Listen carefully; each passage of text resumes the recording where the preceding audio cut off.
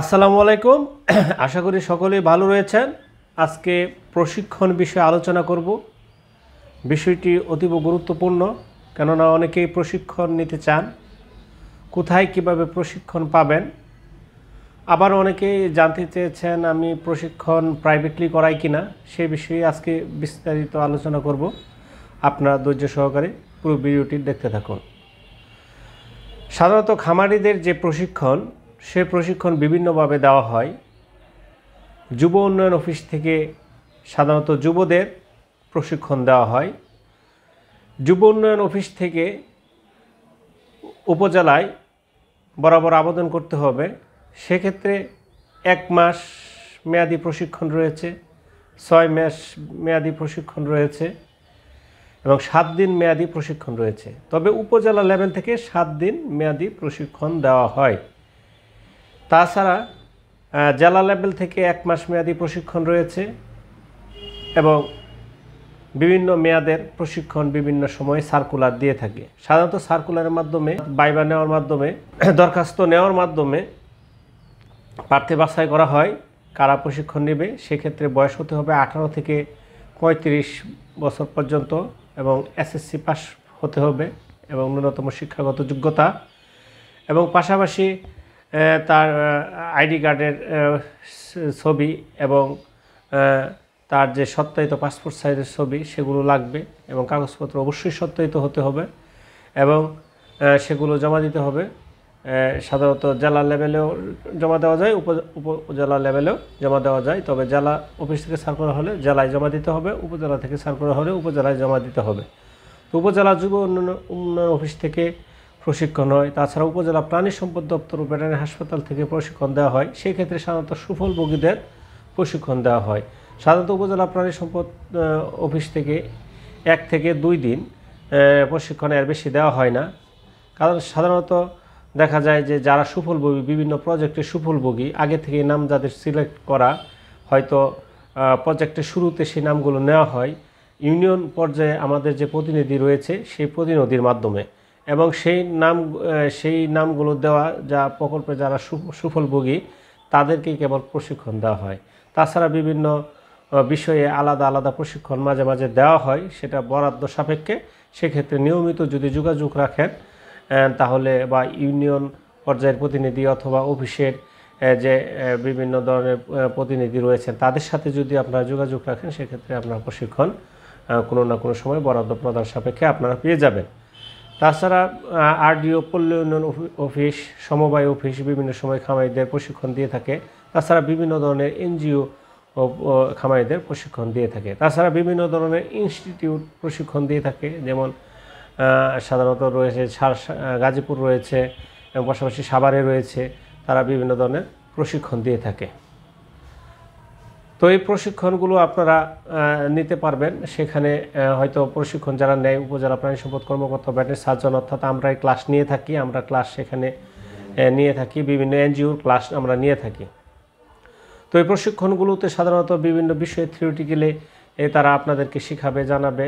একটা বিষয়বস্তু গাভী পালন এবং গাভী ম্যানেজমেন্ট, এই বিষয়গুলো নিয়েই কিন্তু প্রশিক্ষণ বেশিরভাগ হয়ে থাকে। কীভাবে গাভী লালন পালন করবেন সেই বিষয়ে প্রশিক্ষণ দেওয়া হয়ে থাকে। আর আমি সাধারণত যে প্রশিক্ষণগুলো দেই সেটি হচ্ছে 2 দিন ব্যাপী এবং 4 দিন ব্যাপী প্রশিক্ষণ দেওয়া হয়। সাধারণত শুক্র এবং শনিবারে আমি প্রাইভেটলি প্রশিক্ষণ দিয়ে থাকি। তো সাধারণত অনেক খামারির আবেদনের প্রেক্ষিতে, বিশেষ করে আমার এলাকা অথবা আশেপাশের এলাকায় অনেকেই কিন্তু কিছু জানতে চায়, কিছু শিখতে চায়, এবং তাদের আবেদনের প্রেক্ষিতেই কিন্তু সাধারণত প্রশিক্ষণের ব্যবস্থা করা হয়। সেটা শুক্র এবং শনিবারে সাধারণত 9টা থেকে 5টা পর্যন্ত। প্রথম দিন 9টা থেকে 5টা পর্যন্ত প্রশিক্ষণ নেওয়া হয়। মাঝে শুধুমাত্র নামাজের এবং খাবারের বিরতি দেওয়া হয়। সেখানে যারা দূরবর্তী থেকে অনেকে আসে এবং দূরবর্তী থেকে যারা আসেন তাদের জন্য থাকার ব্যবস্থা রয়েছে। সাধারণত 10 থেকে 15 জনের একটি করে ব্যাচ করা হয় এবং তাদেরকে 2 দিন এবং মাসে মোট 8 দিনও প্রশিক্ষণ দেওয়া হয়। তো এই প্রশিক্ষণ সম্পূর্ণ প্রাইভেটলি দেওয়া হয়। সাধারণত অনেক খামারি বেসিক জিনিসগুলো, সেই জিনিসগুলো অনেক সময় জানেন না, যেমন কিভাবে টেম্পারেচার মাপতে হয়, বিশেষ করে নর্মাল থার্মোমিটারে কীভাবে টেম্পারেচার ক্লিনিক্যাল থার্মোমিটারে কীভাবে টেম্পারেচার মাপা হয় সেই বিষয়গুলো জানেন না। তাছাড়া দেখা যায় ইনজেকশান, বিশেষ করে ইনজেকশান পুশ করা হয় সেই বিষয়টি না জানার কারণে, কীভাবে ইনজেকশান পুশ করা হয় না জানার কারণে অনেক খামারি কিন্তু আর্থিকভাবে কিন্তু তারা ক্ষতিগ্রস্ত হয়। সাধারণত দেখা যায় যখন আপনারা ভেটেরিনারি চিকিৎসক দ্বারা চিকিৎসা করান তখন তারা একদিন গিয়ে অন্য 4 দিন 5 দিন কোর্স করতে হয় অনেক জটিল চিকিৎসায় বা সংক্রামক চিকিৎসায়। সেক্ষেত্রে 4-5 দিন ইনজেকশন দিতে হলে ডাক্তার একবার যায়, বাকিটা সময় ডাক্তার অনেক সময় পাওয়া যায় না। সেক্ষেত্রে নিজে যদি ইনজেকশন জানা থাকে অ্যাটলিস্ট প্রেসক্রিপশন অনুযায়ী আপনারা সেই খামারিগুলো ইনজেকশনগুলো পুশ করতে পারে। সুতরাং কোথায় ইনজেকশন দিতে হবে, শুধু ইনজেকশন দিলেই হবে না, কোন জায়গায় দিতে হবে, কিভাবে দিতে হবে। অনেক কোন জায়গায় দিলে সাধারণত সেখানে ফুলে যাবে না, আবার কোন জায়গায় দিলে সেটা ফুলে যাবে, তারপর আবার কিভাবে দিলে গরু ব্যথা পাবে না, আবার কোন সাইডে দিলে গরু প্যারালাইসিস হওয়ার সম্ভাবনা নাই, কোন সাইডে দিলে গরু স্ট্রোক করার সম্ভাবনা নাই, এবং কোন জায়গায় দিলে স্ট্রোক করতে পারে, কিভাবে দিতে হবে, এবং কিভাবে দিলে সুই বেঁকে যাবে না অথবা নষ্ট হবে না, এবং কিভাবে দিলে গরু অপেক্ষাকৃত কম ব্যথা পাবে। এসব বিষয়ে কিন্তু প্রশিক্ষণ দেওয়া হয়। বিশেষ করে হাতে কলমে যে প্রশিক্ষণটা সরাসরি এখানে থিওরিটিক্যালের চেয়ে প্র্যাকটিক্যালি বেশি শেখানো হয়। সাধারণ একটি খামারে নিয়ে বিশেষ করে সকালবেলা থিওরিটিক্যাল আলোচনা করা হয়, বিকালবেলা খামারে নিয়ে সেখানে সুন্দর করে কীভাবে ইনজেকশন দিতে হয়, কীভাবে জ্বর মাপতে হয়, এই বেসিক ধারণাগুলো কিন্তু দেওয়া হয় এবং শেখানো হয়। এবং পাশাপাশি যারা খামারি রয়েছেন খামারি তাদের জন্য দেখা গেছে যে তারা ইউরিয়া মোলাসেস বা ইউএমএস গরু মোটা তাজা করবেন বা হৃষ্টপুষ্ট করেন, কীভাবে সেটা করবেন সেটা হাতে কলমে দেখিয়ে দেওয়া হয়। তাছাড়া সাইলেজ কীভাবে তৈরি করবেন সেটাও বুঝিয়ে দেওয়া হয় এবং দেখিয়ে দেওয়া হয়। এবং পাশাপাশি মাত্র 2 দিনের প্রশিক্ষণে দেখা যায় যে এই ইনজেকশন দেওয়ার পাশাপাশি এই সাইলেজ এবং ইউএমএস তৈরির পাশাপাশি যে নর্মাল রোগবালাই সেগুলো হঠাৎ করে হয়ে গেলে কীভাবে যে পেটে রাত 12টার সময় গ্যাস হয়ে যায় এবং প্রচণ্ড গ্যাস হলে 5-10 মিনিটের মধ্যে গরু মারা যেতে পারে, ঠিক তাৎক্ষণিকভাবে আপনি গ্যাসটি কীভাবে বের করবেন সেটাও আপনার সরাসরি আপনার হাতে কলমে শিখিয়ে দেওয়া হয়।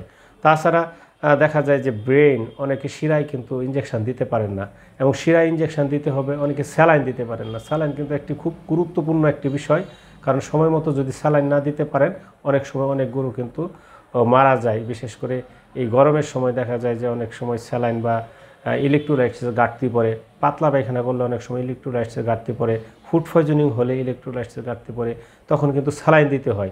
এবং এই স্যালাইন যখন দিবেন তখন গরু কিন্তু আলটিমেটলি অনেকটা 50% বেশি সুস্থ হয়ে যাবে, এভাবে ধীরে ধীরে সুস্থ হয়ে যাবে। ব্লাডের যে পয়জন বা কিটোসিস এগুলো সব কিছু কিন্তু স্যালাইনের মাধ্যমে পরিষ্কার হয়ে যায়। সুতরাং স্যালাইন কীভাবে দিতে হয় সেই বিষয়টিও কিন্তু দেখিয়ে দেওয়া হয়। তো এই যে এই বিষয়গুলো খুব সুন্দর করে আপনাদেরকে এই মাত্র 2 দিনে, এবং কেউ যদি মনে করেন যে তার আরও বেশি আরও সুন্দর করে জানা দরকার, বড় পরিসরে সে অনেক কিছু জানতে চায়, অনেক বড় খামার করতে চায়, এবং নিয়মিত খামারে যদি সে তার 20 থেকে 30টা যদি গরু থাকে সেই ক্ষেত্রে দেখা যায় তার একজন ডাক্তারের দরকার হয় সবসময়, প্রায় একটা গরু না একটা গরুর সমস্যা থেকেই থাকে। সেক্ষেত্রে খামারি যদি নিজে প্রশিক্ষিত থাকে, নিজে কিছু ইনজেকশন দিতে পারে বা বুঝতে পারে, তাহলে কিন্তু তার অনেকাংশেই কিন্তু সেফ হয় এবং গরু জীবন রক্ষা হয়।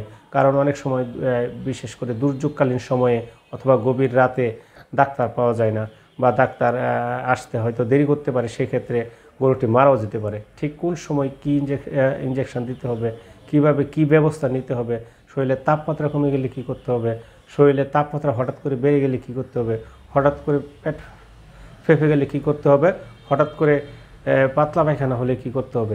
তাছাড়া যে সামগ্রিক যে বিষয় যে কোন গরু সঠিক ভালো গরু সেটি চেনার উপায়, এবং কোন গরু ভালো দুধ দেয় এবং সেটি বোঝার উপায়, এবং কোন সাইজের গরুগুলো দেখতে কীরকম, এগুলো কীভাবে সেগুলো মোটা তাজা বা হৃষ্টপুষ্টকরণ করা যায়, এবং কিভাবে সেগুলো তাড়াতাড়ি হৃষ্টপুষ্টকরণ করা যায় অথবা বাজার থেকে সুন্দর এবং ভালো জাতের গরু কিনা আনা যায়, এগুলো একটু সরাসরি দেখিয়ে দেওয়া হয়। এবং কিভাবে আপনি ভালো গরু বাছাই করবেন সরাসরি যদি আপনি দেখতে পারবেন তাহলে আরও ভালো বুঝতে পারবেন। আমি আপনাদের যখন ভিডিও করি আমি কোনো কিছুই বাকি রাখি না, বলতে আমি যতটুকু জানি আপনাদেরকে বলার চেষ্টা করি, এবং কি আমার প্রাইভেট প্রশিক্ষণীয় আমি যা জানি যা তাই আপনাদেরকে শেখানোর চেষ্টা করি। মোটামুটিভাবে আপনারা অবশ্যই যারা দূর দূরান্তে আছেন বাংলাদেশের অন্য প্রান্তে থাকলেও তাদের জন্য থাকার ব্যবস্থা রয়েছে এবং আপনাদের সেখানে কিছু ফি রয়েছে। আমি আমার স্ক্রিনে নাম্বার দেওয়া থাকবে, আপনাদের থাকা খাওয়া সহ সব ব্যবস্থা সহ এই 2 দিনের প্রশিক্ষণে, প্রাইভেট প্রশিক্ষণে কতটুকু দিতে হবে সে বিষয়ে ওই নাম্বারে যোগাযোগ, কোর্স কোঅর্ডিনেটর একজন রয়েছে তার সাথে যোগাযোগ করবেন। তো আশা করি আপনারা সরকারিভাবে অবশ্যই আপনারা প্রশিক্ষণ নেবেন। যদি কেউ প্রাইভেটলি প্রশিক্ষণ নিতে চান তো অবশ্যই আপনার জন্য দরজা খোলা রয়েছে, আপনি আসবেন, আপনি আমন্ত্রিত। সকলেই ভালো থাকুন, সুস্থ থাকুন, আশাই এখানে শেষ করছি। আসসালামু আলাইকুম ওয়া রাহমাতুল্লাহি ওয়া বারাকাতুহু।